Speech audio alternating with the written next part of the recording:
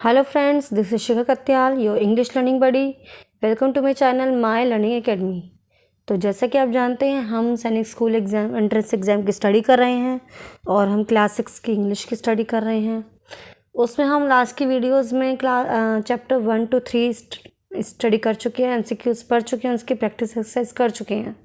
तो अब हम आज से स्टार्ट करते हैं। आज हम चैप्टर 4 पढ़ेंगे जो है, देखिए, एडजेक्टिव्स। तो आज से हम एडजेक्टिव की स्टडी करेंगे, ठीक है। तो चलिए हम इसकी प्रैक्टिकल एक्सरसाइज को लेते हैं डायरेक्टली, ठीक है। तो चलिए हम स्टार्ट करते हैं इसको स्टडी करना। आई होप आपको ये स्क्रीन विजिबल हो रही होगी। कोई प्रॉब्लम हो तो आप ज़रूर बताइएगा जिससे मैं इसको सही कर पाऊँ, ठीक है। तो चलिए देखते हैं। फर्स्ट क्वेश्चन है आपका, due to hunger the poor beggar had become very dash. Hunger, भूख से एक जो पुअर बेगर है क्या हुआ, वो स्ट्रॉन्ग हो गया, ब्रेव हो गया, वीक हो गया या रिच हो गया। अब ये तो आपको पता होगा ना कि हंगर से कोई पर्सन की क्या कंडीशन होगी, वो वीक हो जाएगा। तो सी ऑप्शन करेक्ट है। Second question, the dash should not proud of their wealth. Wealth means money, richness, ठीक है। अगर हमारे पास मनी है तो हमें उससे प्राउड नहीं होना चाहिए। तो मनी किसके पास होती है, जिसके पास मनी होती है वो क्या होता है, वो रिच होता है, पुअर होता है, वीक होता है या नीडी होता है। ऑब्वियसली जिसके पास मनी होती है वो रिच पर्सन होता है। तो option A is correct. The house is very dash so I cannot by it. House कैसा है कि वो मैं उसे बाई नहीं कर सकती। जब बाई नहीं कर सकते मीन्स वो कॉस्टली होता है ना। अब इसे डिग्री ऑफ एडजेक्टिव इसमें आपको दे रखे हैं और एडवर्ब भी दे रखे हैं। तो उस वे में आपको बताना है कि इसमें कौन सी डिग्री आएगी, ठीक है। वेरी वेरी ऑलरेडी हमारी एक डिग्री बता दी है, तो यहाँ पे सिर्फ सिंपल एडवर्ब ऑप्शन डी आ जाएगा। क्योंकि कॉस्टलियर जो है एडजेक्टिव है जिसमें हम दा लगाते हैं जो इसमें नहीं है। कॉस्टलियर में हम देन लगाते हैं जो इसमें नहीं है। मोर कॉस्टली होता ही नहीं है ना। तो इसलिए हम कॉस्टली डी में लगाएंगे जो वेरी के साथ चल रहा है, सुटेबल होता है। क्योंकि वेरी जो हमारा एडवर्ब है जो अदर एडजेक्टिव को एडवर्ब को मॉडिफाई करता है, ठीक है। Option now question number 4, he is week, वो वीक है लेकिन उसका ब्रदर। जब हम ऑपोजिट, जब हम बट का यूज़ करते हैं, कंजंक्शन बट का यूज़ जब हम करते हैं तो दैट मीन्स हमें ऑपोजिट वर्ड्स का यूज़ करना है। तो वीक का ऑपोजिट क्या हो जाता है, strong. Option D, option C strong. Fifth one देखिए, Sheela will not buy dash book. Sheela क्या नहीं खरीदेगी, डैश बुक। अब बुक को आपको देखना है, ये जो बुक नाउन दे रखा है ये सिंगुलर है, ये प्लूरल है। ऑब्वियसली ये जो दे रखा है ये सिंगुलर है, तो हमें सिंगुलर ही इसका यूज़ करना है। जो भी इसका प्रोनाउन है या एडजेक्टिव जो भी इसके लिए यूज़ करना है वो सिंगुलर होना चाहिए। दीज प्लूरल है, दोज भी प्लूरल है, सम भी प्लूरल में आता है, दिस सिंगुलर में आता है। तो ऑप्शन डी इज़ करेक्ट, ठीक है। Her brother had dash work, उसके ब्रदर के पास क्या वर्क था, lot of work, number of work, few work, ये सारे जो आपके आ रहे हैं, नंबर ऑफ, फ्यू ये सब आपके प्लूरल में आता है। लॉट ऑफ वर्क जो आपका वो होता है उसमें काउंटेबल अनकाउंटेबल में आता है, वर्क का कोई काउंट नहीं है इसलिए उसको अ लॉट ऑफ वर्क कहेंगे, ठीक है। नंबर ऑफ वर्क भी आ सकता है पर वो वर्क के साथ सुटेबल नहीं होता है। सी ऑफ सेवेंथ वाला देखिए, there was dash milk in the glass. Milk जो है आपका अनकाउंटेबल होता है, लिक्विड होता है जिसे हम काउंट नहीं कर पाते हैं, जिसे हम एक नंबरिंग नहीं कर पाते हैं।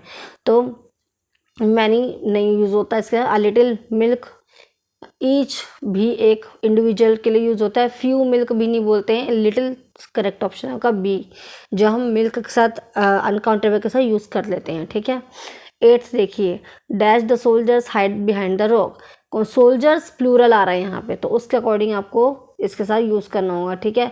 फ्यू द सोल्जर्स तो नहीं होता है, मैनी द सोल्जर्स नहीं होता है, ईच द सोल्जर्स भी नहीं होता है, तो होता है ऑल द सोल्जर्स, जो आपका करेक्ट ऑप्शन है, ठीक है, D, I mean C. Next देखिए ninth, it was his dash day. कौन सा day, at the office. First office में कैसा डे है उसका, each day, few day, every day, first day. आपको क्या लगता है इनमें से क्या सुटेबल होगा डे के लिए, each day. It was each day at the office, एक ईच डे होता है, नहीं होगा। यहाँ पे आपका आएगा फर्स्ट डे, उसका आज फर्स्ट डे था ऑफिस में, है ना। तो ऑप्शन डी करेक्ट है। He could not prepare the dash two lessons. वो प्रिपेयर नहीं कर पाई the dash two lesson. Two lesson कौन से, आगे पीछे ऐसे बताना होता है। तो last two lesson, many two lesson, little two lesson, तो कोई भी ऐसा नहीं आता है। हम लास्ट टू लेसन या फर्स्ट टू लेसन बोलते हैं, तो ये चीज़ आपका लास्ट आ जाएगा, ठीक है। ऑप्शन ए करेक्ट है। नेक्स्ट देखिए, the dash money he had, उसके पास कैसी मनी थी, वो spent on his education, education में मनी क्या थी, ही हैड कितनी मनी थी, more money, much money, little money, few money. आप इसमें से लिटिल लगा सकते हैं, लिटिल मनी ही हैड, उसके बाद थोड़ी सी मनी थी, ठीक है। मच भी लगा सकते हैं, the much money he had वो स्पेंट ऑन हिज एजुकेशन। दोनों ही एक तरह से करेक्ट होने चाहिए। वैसे सी ऑप्शन आप ज़्यादा प्रेफर करें, ठीक है, तो सी ऑप्शन ज़्यादा आपका राइट रहेगा। अब एक मिनट आगे देखते हैं।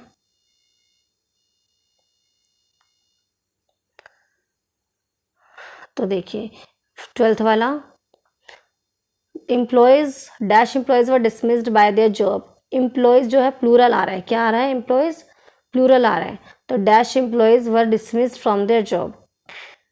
तो कितने एम्प्लॉयज़ को हम ये नंबर आएगा या कितने आएगा, एम्प्लॉयज़ तो काउंटेबल है, नंबर भी लिख सकते हैं। ईच एम्प्लॉयज़ तो नहीं आएगा, वो तो इंडिविजुअल्स में आता है। सम एम्प्लॉयज़ आर डिसमिस्ड, ये आ सकता है। एवरी एम्प्लॉयज़, एवरी सिंगुलर के साथ आता है। और जो ये है ईच, फर्स्ट एम्प्लॉयज़, लास्ट वाला आपका फर्स्ट एम्प्लॉयज़, तो फर्स्ट एम्प्लॉयज़ तो होगा नहीं, तो आपका सम एम्प्लॉयज़ आपका करेक्ट ऑप्शन है। Some employees were dismiss from their job, ठीक है, ये आपको करेक्ट हुआ। नेक्स्ट देखिए 13th,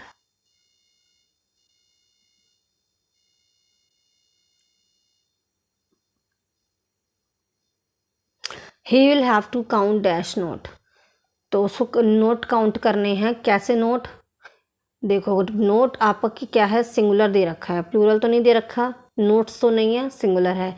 दीज दोस्त तो हट ही जाएगा और मैनी भी हट जाएगा, सब प्लूरल में आते हैं। ईच ही है, he will have to count each note, हर एक नोट उसे काउंट करना है, तो सही ऑप्शन आपका हुआ C. Anita is as dash as her sister, तो अनीता कैसी है, अपनी सिस्टर की जैसी है। अनीता कैसी है, अपनी सिस्टर की जैसी है। तो अगर टॉलेस्ट होता तो दा लगता यहाँ पर, एस के प्लेस पे। टॉलर होता तो दाल देन लगता, फिलअप के बाद ब्लैंक के बाद देन लगता। मोर्टल होता ही नहीं है, तो आपका सिंपल आया A option tall. Anita is as tall, जब भी आपका एज में ऐसे वे में आता है तब आपकी पॉजिटिव डिग्री ऑफ कंपैरिजन आता है, ठीक है। तो ये आपका ऑप्शन ए करेक्ट हुआ। 15 देखिए, सॉरी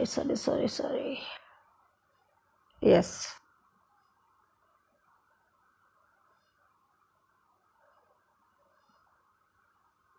15 से देखिए, I was dash intelligent then my elder brother. तो देखिए मैंने आपको 14th वाले में बताया था इन सब ऑप्शंस के लिए कि टॉलर आता, तो यहाँ पे ब्लैंक के बाद देन होता, टॉलेस्ट आता तो ब्लैंक से पहले दा होता, मोर्टल होता ही नहीं है। तो आप इस बात पर गौर कीजिए, ध्यान दीजिए जो मैं बोल रही हूँ कि यहाँ पर भी देखिए, अब जैसे मैंने आपको बताया ब्लैंक के बाद देन आता तो ई आर लगता है, तो यहाँ पे देन लगा है ना। अब यहाँ इंटेलिजेंट वर्ड है, ये ऐसा वर्ड है जिसे हम इट्सेल्फ इसको खुद से चेंज नहीं कर सकते, ई आर नहीं लगा सकते। इस अगर इंटेलिजेंट वाले वर्ड को हमें देन, क्योंकि हमें पता है देन कंपैरेटिव डिग्री में यूज़ होता है जहाँ पे हम ई आर लगाएंगे, तो हम इसको चेंज करने में इंटेलिजेंट ई आर नहीं लगा सकते, हमें इसके लिए मोर और मोस्ट की ज़रूरत होती है। तो जो यहाँ पे है डी ऑप्शन करेक्ट है आपका, मोर इंटेलिजेंट, ठीक है। अब सी ऑप्शन भी इसी के जैसा है, जैसे मैंने आपको ऊपर समझाया था। दे वर दा, ब्लैंक से पहले क्या आया, दा आया। जैसे हमें पता है दा किस में आता है, जब हमें डिग्री को यूज़ करना होता है। कौन सी डिग्री, दा के लिए कौन सी डिग्री यूज़ होती है, सुपरलेटिव डिग्री, तो ब्रेवेस्ट हो गया, ठीक है, ब्रेवेस्ट। सुपरलेटिव में ई एस टी आता है, तो सी ऑप्शन करेक्ट है। अब आगे देखिए, we are to dash to lift that box, जैसे कि 14th वाले में एज का यूज़ होकर पॉजिटिव डिग्री यूज़ होती है, ऐसे इसमें होता है, ठीक है। We are to dash to lift that box, इस बॉक्स को पकड़ने के लिए हम क्या हैं, वीक हैं, वीकर, वीकन ये सब नहीं आएगा कि जैसे देन और दा का यूज़ होता है उस वे में होता तो हम लगाते, और वीकेंड वर्ब है वो इसमें आएगी नहीं, तो ऑप्शन सी इज़ करेक्ट, ठीक है। 18 देखिए, the house is bigger, house bigger है। अब देखिए बिगर यहाँ पे आ गया ऑलरेडी, ठीक है। तो जो मैंने क्या बताया था, हमने हमेशा जब देन का यूज़ हुआ है, जब देन का यूज़ हुआ है तो क्या लगाया है, ई आर, कंपेरेटिव डिग्री, है ना। अब यहाँ पे ई आर लगा है, आप इसको इसमें भी समझेंगे कि यहाँ पे ई आर लगा है बिग में, तो ये क्या हुआ, कंपेरेटिव डिग्री। तो मैंने ऊपर क्या समझाया था कि जब देन होता है तो कंपेरेटिव डिग्री होता है। तो जब हमने ये भी समझना है कि बिगर आया है, ई आर लगा है, कंपेरेटिव डिग्री में क्या यूज़ होता है, देन का यूज़ होता है, ठीक है। टू, ऑफ, फ्रॉम कोई प्रपोजिशन यूज़ नहीं होती, देन यूज़ होता है, ठीक है। 19 देखिए, शी इज़ द मोस्ट। अब द मोस्ट देख लीजिए, यानी कि जैसे हमने द 16 में द का यूज़ किया था, ई एस टी लगाया था, सुपरलेटिव डिग्री बनाया था, इसी वे में ये भी द मोस्ट आ गया है। अब मोस्ट क्यों लगाया द के साथ, जैसे कि मैंने आपको इंटेलिजेंट में बताया था कि इंटेलिजेंट में हम खुद से चेंज नहीं करेंगे, इसके बाद मोस्ट या मोर का यूज़ होता है, इसी वे में ये मोस्ट का यूज़ होगा, क्योंकि जो डिग्री इसमें आनी है, जो वर्ड एडजेक्टिव यूज़ होना है, उसमें हम खुद से चेंज नहीं करते उसके लिए, इसीलिए ये मोस्ट को देखकर ही हम इसको सही पहचानेंगे। रिच, पुअर, क्लेवर, इंटेलिजेंट, ये 3 ऐसे हैं, रिच, पुअर, क्लेवर, जिसमें हम खुद से चेंज कर सकते हैं, क्लेवरर, पुअरर, रिचर, इनमें हम खुद से या लगा सकते हैं। लेकिन क्योंकि क्वेश्चन में मोस्ट लगा है तो हम समझेंगे कि ये नहीं आएगा, क्योंकि इनमें तो खुद से लगा सकते हैं, मोस्ट उसके साथ यूज़ होगा जिसमें खुद से नहीं लगा सकते हैं। तो वो वर्ड कौन सा है, इंटेलिजेंट। आई होप आपको समझ आया हो, तो डी ऑप्शन आपका करेक्ट हो गया, ठीक है। 20th देखिए, द मिनिस्टर वॉज मोर। अब इसमें भी सेम वही आ गया, उसमें मोस्ट था, इसमें मोर आ गया। और मोर किस में यूज़ होता है, कंपैरेटिव में, तो ई आर लगा है मोर। और ऐसा कौन सा वर्ड है इसमें जो मोर के साथ यूज़ होता है, स्ट्रोंगर, वाइजर, रिचर, जो होते हैं हमारे ऑलरेडी चेंज होते हैं लेकिन मोर में नहीं आते हैं। तो पॉपुलर ऐसा है जो खुद से चेंज नहीं होता, लेकिन उसके बाद मोर और मोस्ट लगाना होता है, तो करेक्ट ऑप्शन बी हो गया, ठीक है। देखिए यहाँ आके अब 21 देखिए,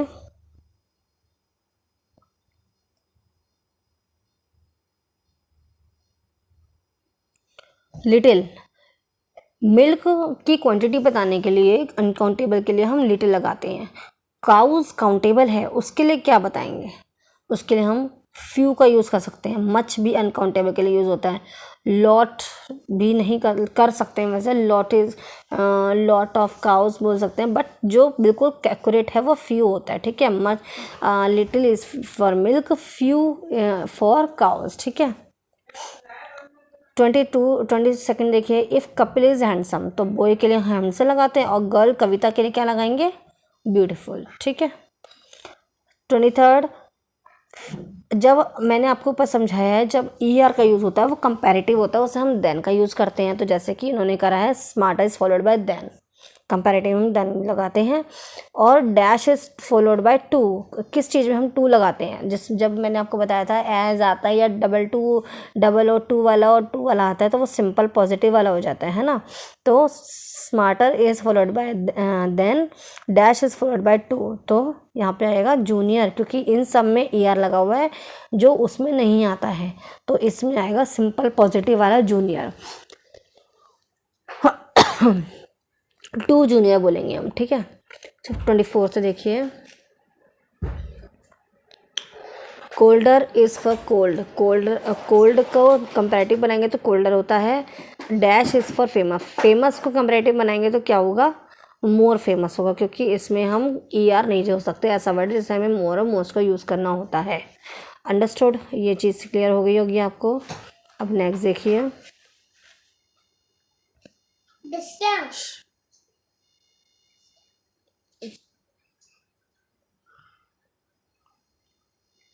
ट्वेंटी फिफ्थ देखिए,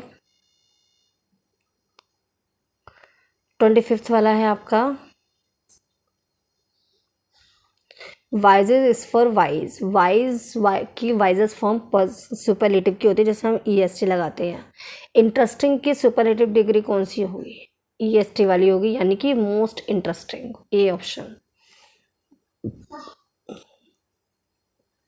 नेक्स्ट देखिए, the unique design of the building was, इसमें आपको एडजेक्टिव बताना है कौन सा है, ठीक है। The unique design of the building was praised much, तो यूनिक आपका डिज़ाइन कैसा था, यूनिक था, तो आपका ए ऑप्शन करेक्ट है, Lord Mountbatten was the last governor general of India. अब इसमें कौन सा आपका क्या है एडजेक्टिव, देखिए Lord Mountbatten last governor general India. अब आपको पता है ये सारे आपके क्या हुए, नाउन हुए। एक बी ऑप्शन आपका जो है सुपरलेटिव एडजेक्टिव होता है। The first book of author is about poverty, तो इसमें क्या आया adjective, degree of adjective first, ठीक है। They are wise enough to not fight with others, यहाँ वाइज हो गया कि वो वाइज है, ठीक है, B option. His command over English excellent, तो आपका एक्सीलेंट उसका एडजेक्टिव हो गया। ये आपके हो गए आपके एडजेक्टिव चैप्टर के प्रैक्टिस सॉल्व हो गए हैं। आई होप आपको समझ आ गया होगा।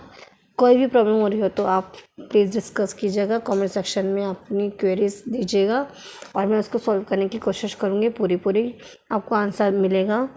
और लाइक शेयर करना मत भूलिएगा। सब्सक्राइब ना हो तो सब्सक्राइब ज़रूर कीजिएगा। अपने फ्रेंड्स से ज़्यादा से ज़्यादा शेयर कीजिएगा ताकि उन्हें भी ये बेनिफिट मिल पाए। कोई भी इस वीडियो में प्रॉब्लम लग रही हो तो बताइएगा, जिसको इसको नेक्स्ट टाइम और इम्प्रूव किया जाए, ठीक है। तो थैंक यू सो मच। अब हम नेक्स्ट वीडियो मिलेंगे नेक्स्ट चैप्टर के साथ। Till then take care, good bye, have a nice time.